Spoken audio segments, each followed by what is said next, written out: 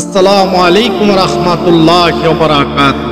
আজকে আমরা অত্যন্ত গুরুত্বপূর্ণ একটি আমলের কথা বলবো।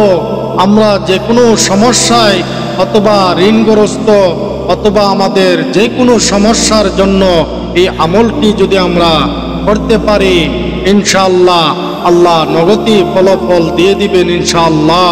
আল্লাহ পাক এই আমলকারীর এই সমস্যাগুলো সমাধান করে দিবেন ইনশাআল্লাহ।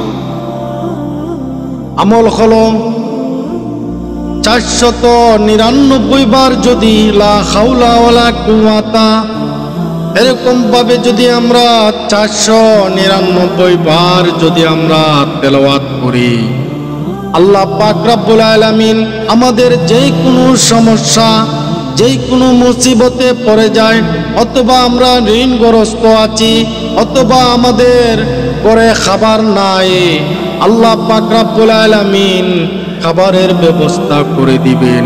আল্লাহ পাক আমাদের সমস্যাগুলো সমাধান করে দিবেন।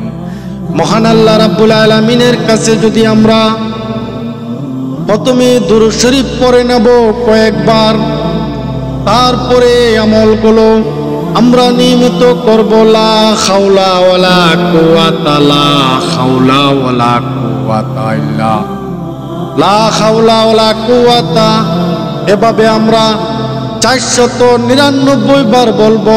লাস্টে আমরা 499 বার বলার পরে লাস্টে বলবো লা হাওলা ওয়ালা কুওয়াতা ইল্লা বিল্লাহিল আলিয়্যিল আযীম।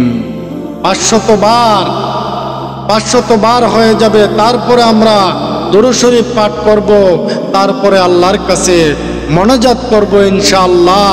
মোনাজাতে আমাদের যে সমস্যার জন্য আমরা এই আমলটি করেছি, তারপরে এই সমস্যাগুলো আল্লাহর কাছে হাত তুলে বলবো, অথবা আমরা হাজতের 2 রাকাত নামাজ পড়ে নিব।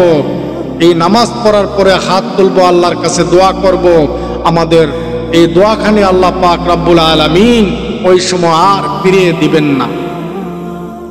হাজতের নামাজগুলো পড়ব যে নফল নামাজ, 2 রাকাত নফল নামাজ পড়ব, পরে আল্লাহর কাছে আমরা হাত তুলে বলবো, আল্লাহ পাক রব্বুল আলামিন আমাদের এই হাত, এই দোয়াগুলো ফিরিয়ে দিবেন না ইনশাআল্লাহ।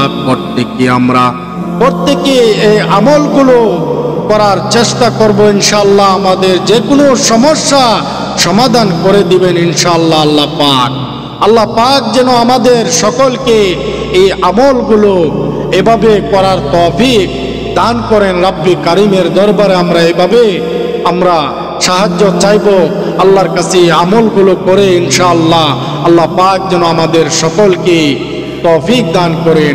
আমিন।